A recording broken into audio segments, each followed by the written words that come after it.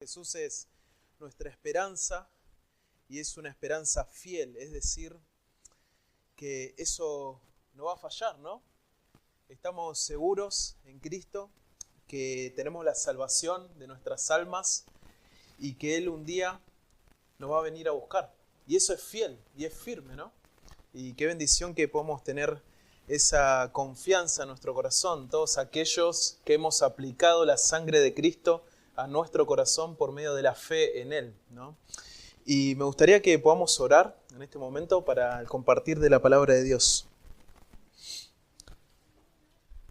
Señor, queremos agradecerte por esta mañana. Gracias por tu misericordia, por tu amor. Bendito eres, Señor, porque nos salvaste, porque nos amaste, enviaste a tu único Hijo a morir en la cruz, y Él es nuestra Pascua, Señor. Señor Jesucristo es el Cordero de la Pascua, que no solo murió y derramó su sangre, sino que también resucitó de los muertos, y es poderoso para salvarnos, transformarnos, darnos una nueva vida, Señor, una esperanza fiel en los cielos. Gracias, Señor, por ese sacrificio tan precioso, y gracias por este tiempo que podamos reunirnos, a alabarte y a recordar, Señor, lo que tú has hecho en esa cruz. Te rogamos para que estemos atentos a tu voz. Te ruego que nos hables, Padre. En el nombre de Cristo Jesús te rogamos esto. Amén. Bueno, hermanos, vamos al libro de Éxodo, capítulo 12, y estamos en un culto especial sobre la Pascua. Y vamos a estudiar sobre la primer Pascua. Vamos a ver dónde comenzó todo, de quién fue esta idea, ¿no? Y por qué es tan importante la Pascua. Y también por qué Cristo es nuestra Pascua, ¿no? Y vamos a ir a Éxodo, capítulo 12, y vamos a estudiar la primer Pascua, pero luego vamos a estudiar cómo esta primer Pascua es una flecha hacia Cristo, ¿sí? En el Nuevo Testamento. Y en el capítulo 12 nosotros tenemos ahí a Dios hablando a Moisés y a Aarón. Pero para ponerlos en contexto, ustedes saben de que el pueblo de Israel está esclavo en Egipto. Estuvo 430 años en esclavitud. En el capítulo 3, versículo 7, Dios dice: yo oí el clamor de mi pueblo. Y Dios va a responder. ¿Cómo va a responder? Va a enviar a Moisés a Egipto. Y a través de Moisés va a mandar una serie de plagas. Y a través de que Moisés le va a advertir a Faraón, y Faraón va a endurecer su corazón, Dios va a enviar 10 plagas. 9 plagas han pasado, ustedes las conocen: la muerte del ganado, la oscuridad, las langostas, las tinieblas, el río que se convierte en sangre. Pero aún así, Faraón dice: no voy a dejar ir al pueblo. Pero ahora Dios, en el capítulo 11, va a decir: con esta última plaga, con este último juicio que voy a ejecutar en Egipto y a todos sus dioses falsos, Faraón no solamente les va a dejar ir, sino que los va a echar. Y les va a dar todo cuanto ustedes le pidan, todo el oro y la plata que le pidan. Y así, de esa manera, no solamente van a ser liberados de Egipto, sino que van a despojar a los egipcios. Y esta última plaga es la muerte de los primogénitos. Y lo va a hacer de esta manera.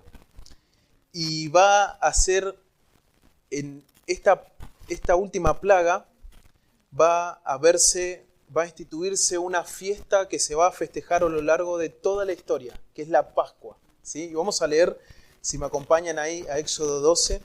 Dios instituye la Pascua de la siguiente manera. Vamos a estudiar ahí, hermanos. Dice así, Éxodo capítulo 12, versículo 1. Habló Jehová a Moisés y a Aarón en la tierra de Egipto, diciendo: este mes os será principio de los meses, para vosotros será este el primero en los meses del año. hablad a toda la congregación de Israel, diciendo, en el 10 de este mes tómese cada uno un cordero según las familias de los padres, un cordero por familia. Mas si la familia fuere tan pequeña que no baste para comer el cordero, entonces él y su vecino inmediato a su casa tomará uno según el número de las personas, conforme al comer de cada hombre, haréis la cuenta sobre el cordero. Fíjense en el versículo 1, está Dios hablando a Moisés y Aarón en la tierra de Egipto y les dice lo siguiente: este mes, en el mes en donde estaban, va a ser el principio de los meses. Y acá cambia el calendario judío, ¿no? Y ese mes, que es el mes de Abib, ¿sí?, que después es el mes de Nisan, lo habrán escuchado en la Biblia en algún momento, dice, este va a ser el primer mes de ustedes, porque ahora va a suceder algo que va a cambiar todo en la nación. Y en el versículo 3 dice, habla de la congregación. En este mes no solamente va a ser un grupo de personas ahí, sino que ahora Israel se va a convertir en una nación, ¿sí? Porque ahora va a pasar algo muy importante. ¿Vieron estos cambios? Porque va a pasar algo muy importante.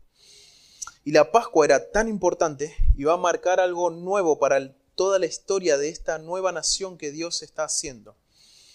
Y es que se va a efectuar la redención, es decir, la liberación del pueblo de Dios de la esclavitud de Egipto. Y Moisés y Aarón debían hablar esto al pueblo para que cada familia en el mes de Abib, el día número 10 de ese mes, tome un cordero. Y era importante que si una familia era muy pequeña, que no llegaba a comer todo ese cordero, era alrededor de 10 personas debían bastar para comer un cordero, ya 20 era mucho, entonces debían hacerlo con su vecino, es lo que dice el texto, ¿no? Y vamos a seguir la lectura en el versículo 5, dice así: ¿cómo debería ser ese cordero?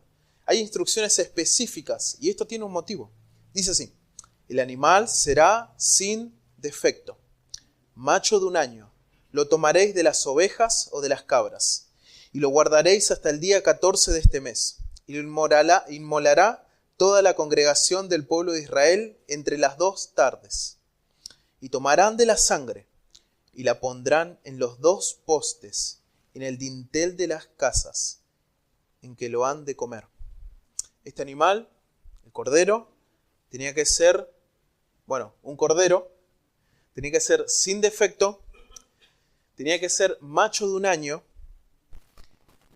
podría ser tomado de las ovejas o de las cabras, aunque históricamente Israel siempre prefirió tomarlo de las ovejas. Tenía que ser sin defecto. Esto simbolizaba la pureza de este animal. Es decir, debía ser un sacrificio puro para presentarlo a Dios. Un animal con defecto no sería adecuado para presentarlo a Jehová. Y que sea de 1 año implicaba la inocencia de este cordero. Si vos lees más adelante en el versículo 46 de Éxodo 12, dice que a este cordero no tenían que quebrarle ni un hueso. Y esto es otra descripción que está ahí, que después para nosotros va a ser muy importante. Y este animal tenían que inmolarlo, degollarlo, toda la congregación entre las 2 tardes. En Deuteronomio 16:10, Moisés lo aclara, 16:6, entre las 2 tardes es por la tarde a la puesta del sol. Ahí lo aclara Moisés en Deuteronomio 16:6, antes de la puesta del sol, ¿sí? Este animal tenían que tomarlo el día 10. Ven ahí el texto, el día 10 tenían que tomarlo.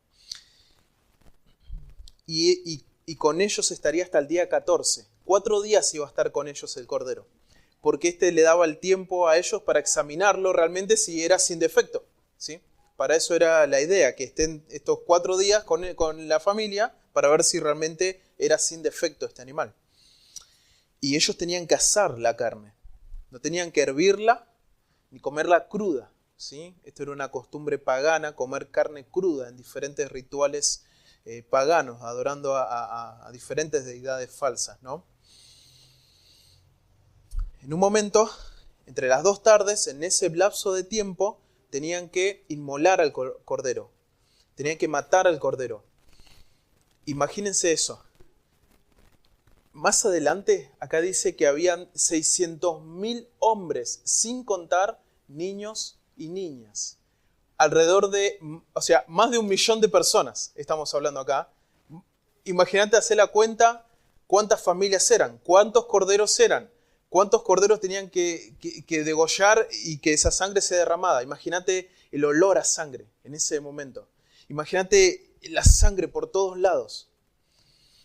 La sangre va a ser muy importante acá, muy importante. Por todos lados, haciendo este ritual, esta sangre, cada familia. Pensá en esa sangre. ¿Y qué debían hacer con esa sangre? Versículo 7. Tomarán de la sangre, la pondrán en los 2 postes y en el dintel de las casas en que lo han de comer. Entre los 2 postes, en el dintel, ahí en los marcos de la casa. ¿Sí? Con una especie de, más adelante lo cuenta con una especie de plantas, hacían como un hisopo y pintaban ahí los marcos. ¿Sí? Debían agarrar, no solo matar al cordero, no era suficiente, sino que con la sangre debían aplicar la sangre ahí en los postes de la casa. ¿Sí? No alcanzaba con inmolar al animal, sino que también debían aplicar la sangre. Vamos a seguir leyendo, versículo 8, dice así.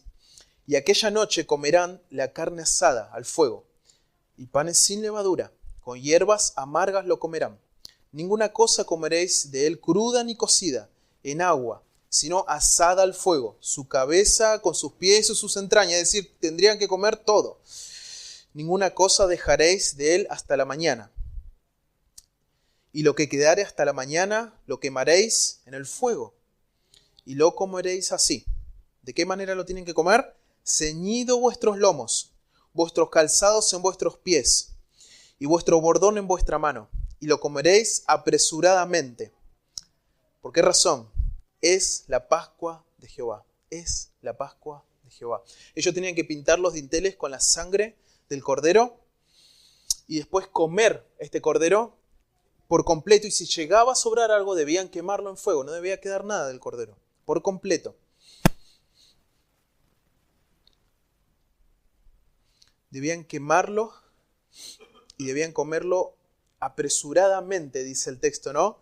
¿De qué manera? Con un cinto puesto, calzado los pies y con un bastón largo, que era el bordón que usaban los peregrinos. ¿Y por qué todo esto así? Bueno, porque es Pascua de Jehová, decía, acá está la garantía. Cuando hagan esto, cálcense, pónganse el cinto, estén con el bastón, porque van a salir. Van a salir, esto es una garantía, van a salir. Y acá nosotros entendemos que primeramente Moisés y toda la congregación tenían que tener fe en Dios. Decir, bueno, a través de esto Dios nos va a liberar, porque todavía esta es la instrucción solamente, no está pasando. Y ellos tenían que tener fe, ¿no? Y en Hebreos 11:28 dice, por la fe Moisés celebró la Pascua. Ellos tenían que tener fe que si yo aplico la sangre, Dios iba a venir y va a matar a los primogénitos, pero los que tengan esta sangre en las puertas, no. Va a venir el juicio de Dios, pero para nosotros no. Pero tenían que tener fe para esto, ¿no? Y ellos debían tener fe para aplicar la sangre, ¿sí? Y tenían que tener fe de que Dios lo iba a liberar, ¿sí? Tenían que hacer todo por fe, porque estas eran instrucciones solamente. Y esa misma noche iba a ser todo esto, ¿no? Y al final dice, porque es Pascua de Jehová. Porque es Pascua de Jehová. En Levítico 23:5 repite, es Pascua de Jehová. Números 9 del 1 al 5 repite que Moisés solamente mandó lo que Dios le mandó a él. Es Pascua de Jehová. Deuteronomio 16, 1 al 2 dice, harás Pascua a Jehová, es decir, Pascua para Dios. Es la Pascua de Jehová. Es que la Pascua nos tiene que llevar a pensar en Dios. Fue Dios quien planeó la Pascua. Dios fue quien mandó las plagas, todas y cada una de ellas, a través de Moisés, pero la mandó Dios. Dios es quien planeó la última plaga. Dios es quien dio toda la instrucción. Cada detalle lo dio Dios. Dios es quien iba a liberar al pueblo. es la Pascua de Dios. Y la Pascua debe llevarnos a pensar en Dios. Dios es el centro de la Pascua y no los hombres. Fue idea de Dios, no de Moisés, de Dios. Sin Dios no hay Pascua. Sin Dios no hay liberación de Egipto. Sin Dios el pueblo está perdido. No hay esperanza sin Dios. La idea de la Pascua fue de Dios. Y quiero decir una nota acá, que me anoté mientras estaba haciendo mi estudio. Y es que yo notaba lo siguiente, y es que los hombres no piensan en Dios hoy en día, ¿no? Es que los hombres, sus pensamientos están cargados de ellos mismos. Y es evidente que los hombres no solamente no buscan a Dios, no piensan en Dios, sino que los hombres huyen de Dios todo el tiempo. E ignoran a Dios, le dan las espaldas a Dios. Y si buscan en algo a Dios, es por un beneficio propio, no por Dios. Piensen en estas fechas, en la Pascua. ¿En qué están pensando los niños? ¿No? ¿En Dios? No, en chocolate. ¿En qué están pensando los grandes? ¿En Dios? No, en salir a pasear. ¿Y Dios? Dios está buscando a los hombres, a los grandes y a los niños, a todos. Dios está buscando a los hombres para que su corazón vuelva a Dios. Vuelva a Dios. Deberíamos estar recordando a Dios en la Pascua. La Pascua es de Dios, no de los hombres. Se trata de Dios, no de nosotros. Vamos a seguir leyendo en el versículo 12. Terminé con mi nota, ¿sí? Versículo 12 dice así: Pues yo pasaré aquella noche por la tierra de Egipto y heriré a todo primogénito en la tierra de Egipto, y así los hombres como de las bestias, y ejecutaré mis juicios en todos los dioses de Egipto, yo Jehová. Versículo 13: Y la sangre os será por señal en las casas donde vosotros estéis, y veré la sangre y pasaré de vosotros, y no habrá en vosotros plaga de mortandad cuando hiera en la tierra de Egipto. Dice: yo pasaré aquella noche por la tierra de Egipto. Dice, Dios mismo va a ir y voy a pasar y voy a herir a todo primogénito. Lo voy a herir de muerte, es la idea, ¿no? Tanto como de hombres como de bestias, hombres como animales. Y dice así: ejecutaré mis juicios sobre los dioses de Egipto, yo Jehová. Ninguna deidad egipcia, en los que ellos creían, pudo detener ninguna plaga. Imhotep, dios de la sanidad, no pudo detener las vísceras. Nut, diosa del cielo y la lluvia, no pudo detener el granizo. Api, Pat, el dios protector del ganado, no pudo detener la muerte del ganado. Ra, dios del sol, no pudo detener la plaga de las tinieblas. Osiris, Num, Cum, dioses del río Nilo, no pudo detener cuando el río se convirtió en sangre. ¿Y saben por qué no pudieron detener ningún dios, ninguna plaga? Porque no existen, porque son imaginarios. Ellos estaban creyendo y poniendo su esperanza en una ilusión. Y Dios le estaba demostrando esto a todos los egipcios y a todos los israelitas que se estaban volviendo idólatras estando en Egipto. Y Él iba a ejecutar todos sus juicios a estos dioses. Y ahora iba a ejecutar este juicio a dos deidades, a Anubis, que ellos creían que era el dios de la muerte, y al mismo Faraón, que él se creía un dios, que cuando vino la plaga de la muerte y los primogénitos, su mismo primogénito murió y su casa fue tocada.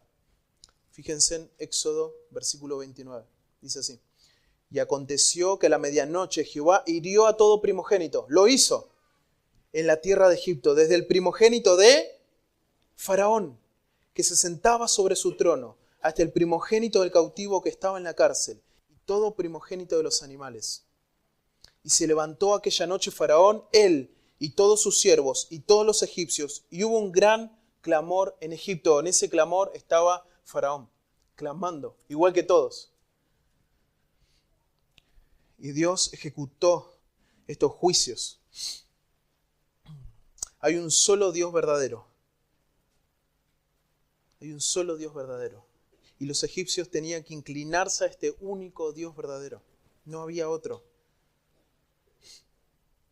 Nuevamente en el versículo 13, fíjate lo que dice. y la sangre. Volvemos a la sangre, ¿sí? Qué importante la sangre, cómo se nombra acá, ¿no? Cuando vos ves en la Biblia, cuando se repite y se repite una cosa, es importante. Moisés quiere que prestemos atención acá, a la sangre. La sangre es importante. La sangre, ¿qué será? Por señal en las casas donde vosotros estéis. Y veré la sangre, dice Dios, y pasaré de vosotros. Y no habrá en vosotros plaga de mortandad, cuando hiera en la tierra de Egipto. Acá tenemos el significado de Pascua. Versículo 13 dice, y pasaré de vosotros cuando vea la sangre. La palabra es pesaj, ¿sí? En hebreo. Y significa pasar por alto. Pasaré de vosotros. Pasaré de vosotros. En un momento, cuando estaban los padres, que sus hijos no habían experimentado este día, tenían que preguntar, ¿y por qué, papá, tenemos que hacer este sacrificio del cordero y comer estos panes sin levadura y demás? Versículo 26, fíjate lo que dice, y cuando os dijeren vuestros hijos, ¿qué es este vuestro rito? Versículo 27, vosotros responderéis, es la víctima de la Pascua de Jehová, el cual pasó por encima de las casas de los hijos de Israel en Egipto. ¿Sí? Ahí tenemos de vuelta el significado Pascua, pasar por alto, pasar por encima. Es que iba a venir un juicio, la muerte. Y Dios veía la sangre y pasaba por alto eso. Versículo 23, fíjate lo que dice, porque Jehová pasará hiriendo a los egipcios, y cuando vea la sangre en el dintel y en los dos postes, pasará Jehová aquella puerta y no dejará entrar al heridor en vuestras casas para herir. Al parecer, Dios había mandado a un ángel, al ángel de Jehová, que acá lo llaman el heridor. En la Biblia tenemos muchos ángeles que Dios los mandaba para destruir y para cumplir sus juicios, y este ángel pasaba. Pero es como si fuera que Dios mismo esté pasando. Te das cuenta cómo dice, yo voy a pasar, pero después dice, no voy a dejar entrar al heridor. ¿Cómo es? No, es que Dios lo envía, pero es un mensajero que es como si fuera que Dios mismo está pasando, ¿sí? Y bueno, vamos a continuar. Los niños preguntarían y los padres le responderían, es la víctima de la Pascua de Jehová. Y cuando venía el heridor, pasaba por alto el juicio, ¿sí? Y el primogénito no moría. ¿Pero por qué no moría? Porque había la sangre. Es que alguien había muerto antes. Ese es el tema. Y acá vemos una doctrina muy importante en la Escritura. Y es la salvación por sustitución. Es la salvación por sustitución. Es decir, yo me salvo porque alguien tomó mi lugar, ¿sí? Dios es justo y Él no puede pasar por alto el pecado. Entonces, si el juicio es la muerte, alguien debe morir. En este caso, el corderito. Y no moría el primogénito. Salvación por sustitución. Los israelitas no eran mejores que los egipcios. Ellos tenían sus pecados. No era porque los israelitas eran mejores, sino por el cordero, por la sangre del cordero. Ese era el punto, era la sangre del cordero, ¿sí? Fíjate el versículo 14, este día va a ser en memoria. Y ellos tenían que celebrar este día, de generación en generación. Y la Pascua no solamente se centra en Dios, sino que la Pascua es recordar. Este día servía de memoria, un recordatorio, y debía no solo pensar en Dios, sino hacer memoria de este evento, de la Pascua, que Dios a través de la sangre del Cordero, y en esa casa a través de esta sangre no había muerte, y que a través de esa plaga había una liberación de la esclavitud. Esto debía ser recordado y celebrado como una fiesta para Dios durante todas sus generaciones. Durante toda su generación, generación tras generación, generación tras generación. Y los israelitas lo hicieron así, ¿sí? Mataron a los corderos, pintaron los dinteles, Dios pasó, hirió con muerte a los primogénitos en Egipto, y Faraón prácticamente los echó de Egipto. Y fue una promesa que se cumplió. Nosotros lo tenemos en la Escritura. esto se cumplió y el pueblo de Israel fue liberado y el pueblo de Israel recordaba a Dios. Dios es un Dios lleno de compasión. Eso recordaba. Dios es un Dios lleno de compasión. No nos dejó en la esclavitud, ¿sí? Él nos liberó. Nosotros clamamos a Él y Él nos liberó.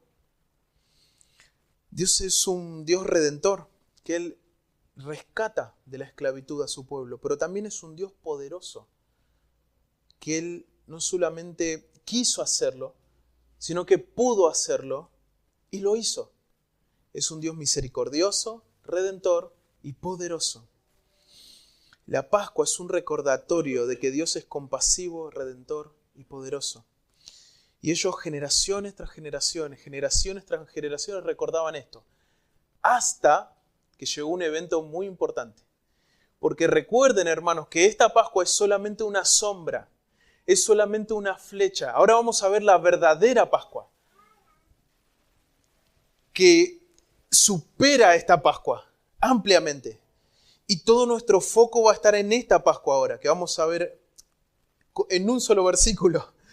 Fíjense en 1 Corintios 5:7. Para Israel, la seguridad y la confianza, la identidad estaba en este rescate. En 1 Corintios 5:7. Fíjense. 1 Corintios 5:7.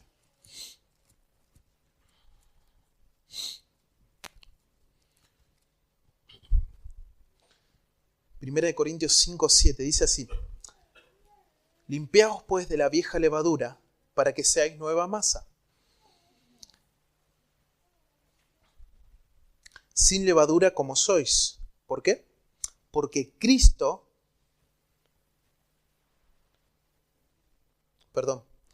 nuestra Pascua, que es Cristo, ya fue sacrificada por vosotros. Le voy a leer de vuelta esta última frase.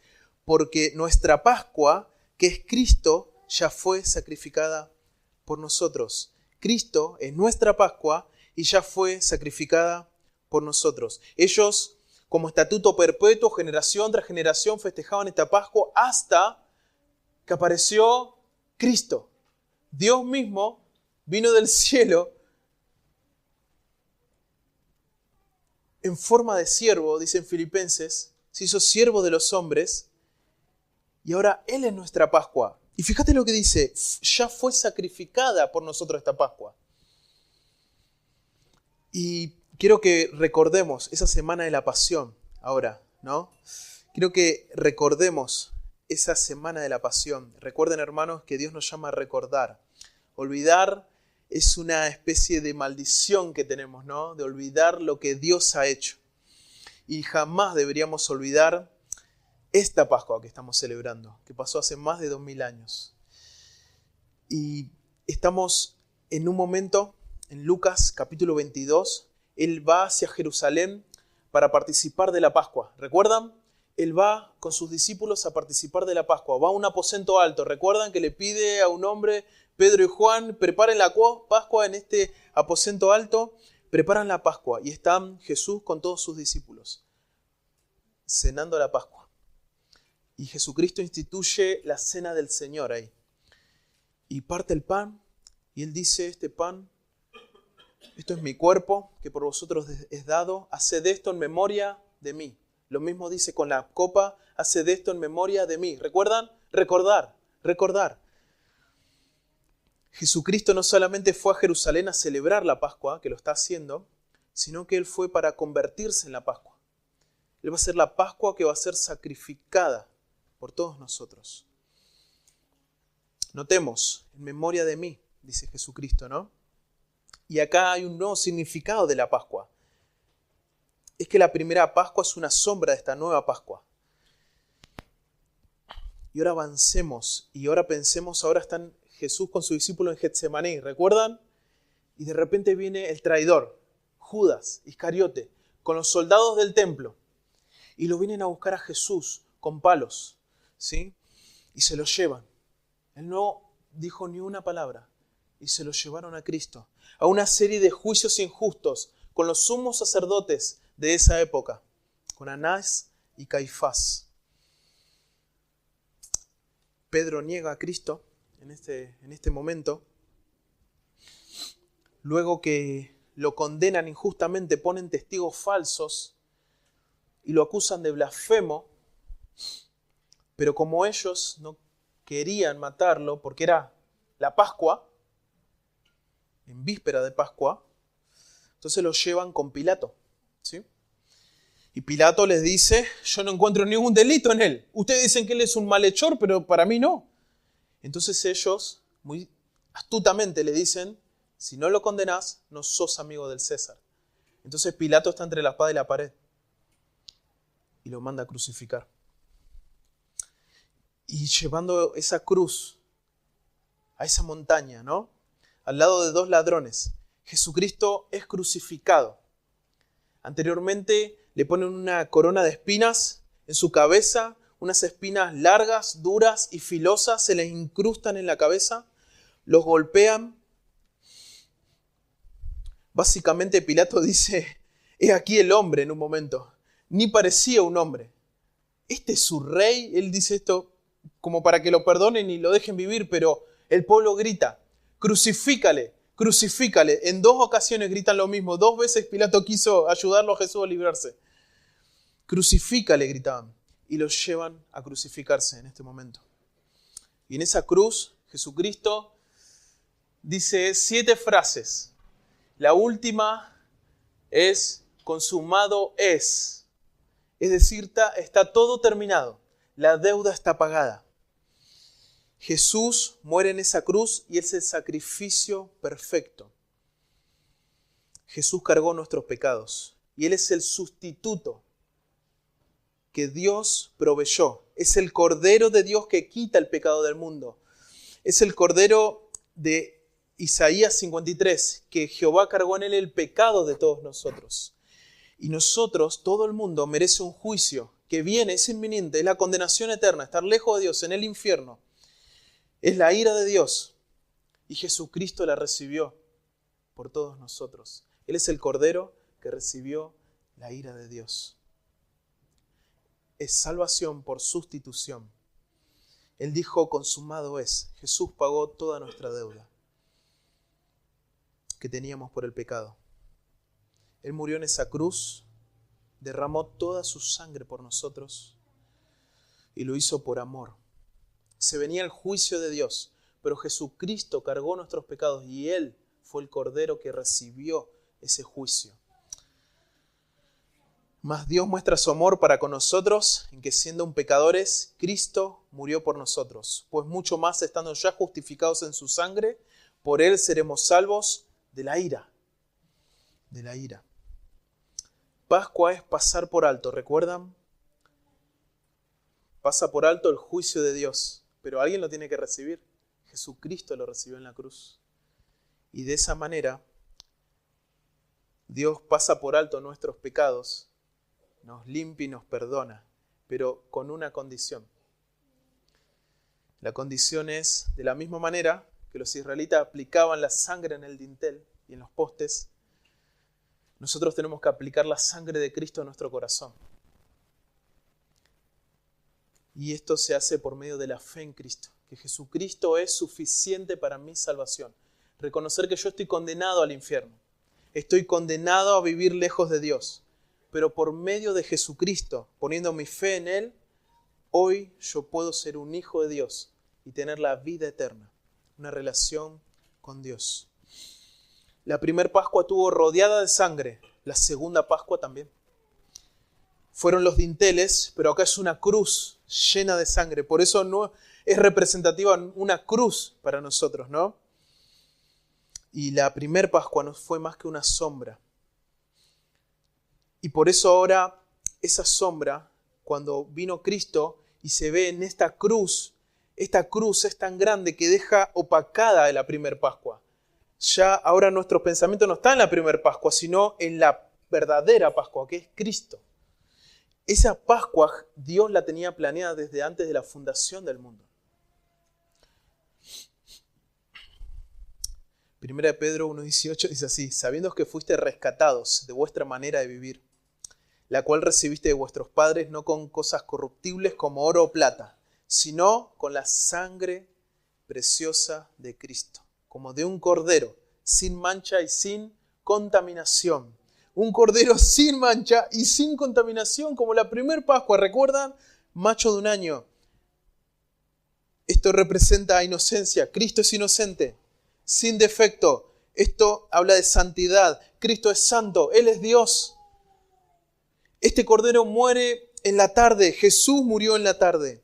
Este cordero de la primera Pascua es el sustituto y recibe el juicio de Dios. Y Jesucristo en esa cruz recibió el juicio de Dios. Éxodo 12:46 dice que los primeros corderos no le quebraban los huesos.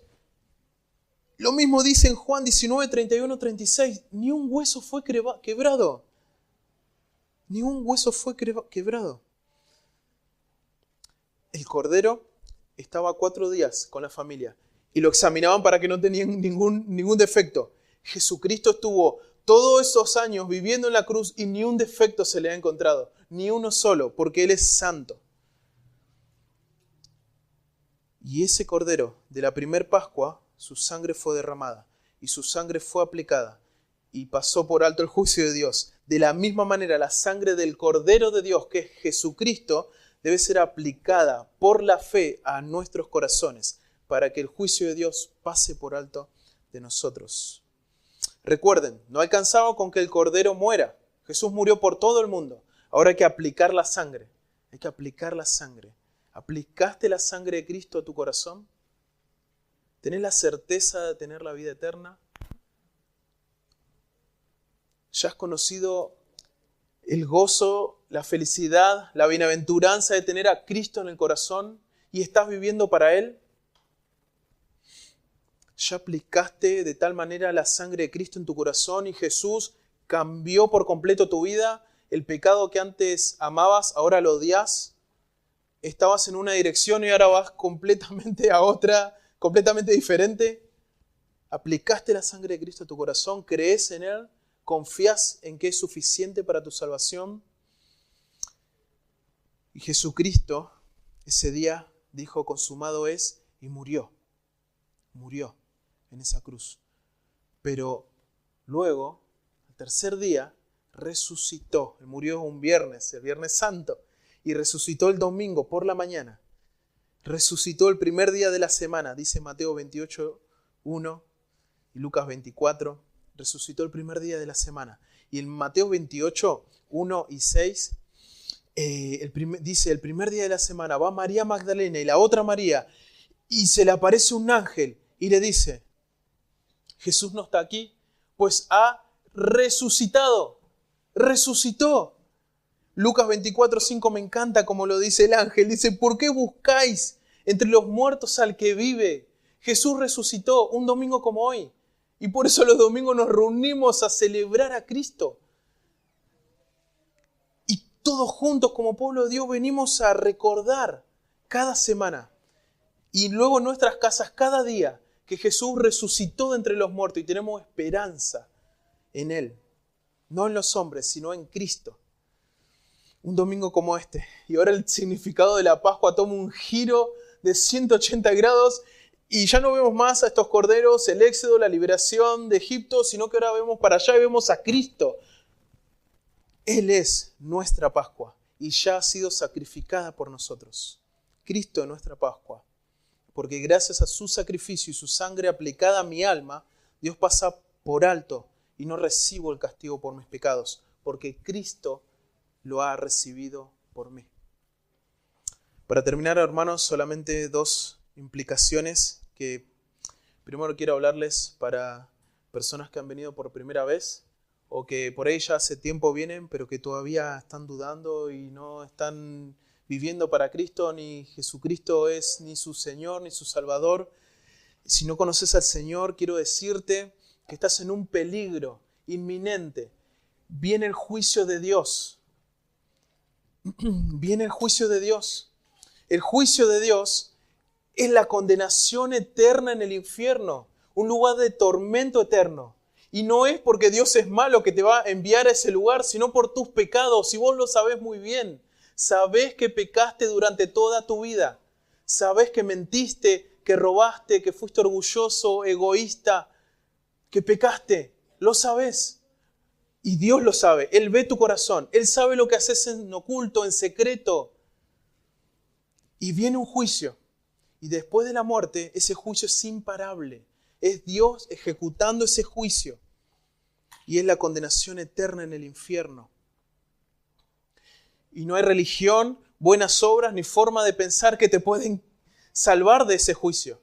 Solamente tenés una esperanza, una sola cosa, y es Dios mismo. Es Dios mismo. Y tenés que creer que Jesucristo murió en la cruz y aplicar la sangre de Cristo a tu corazón para que pase por alto el juicio de Dios a tu vida.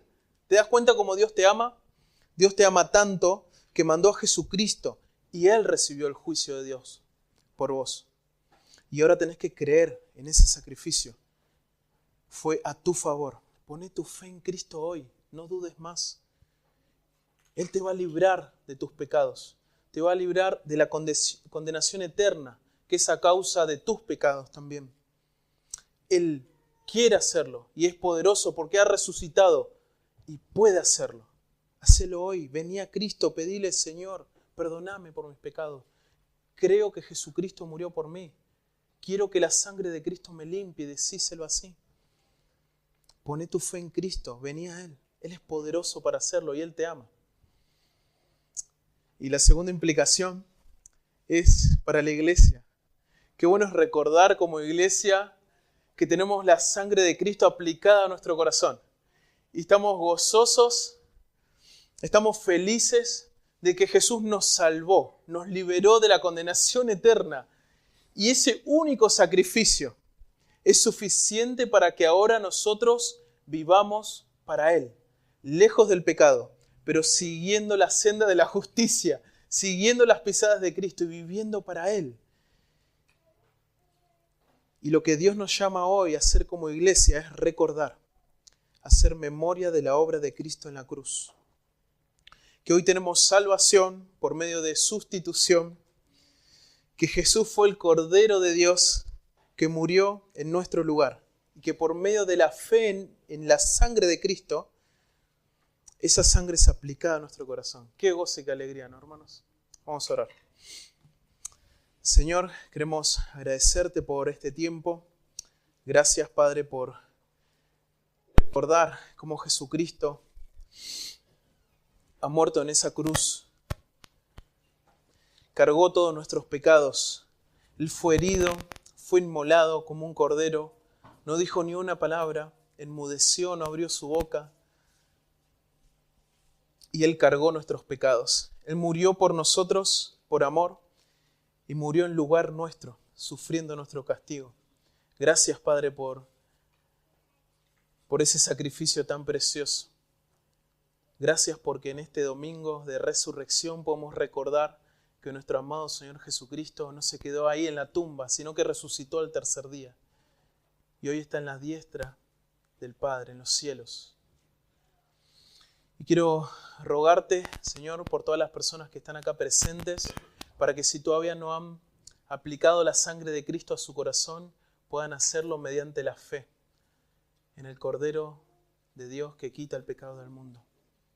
Te ruego por todos nuestros amigos que nos visitan, para que ellos puedan creer en Cristo, que es suficiente para su salvación. En Cristo Jesús. Amén.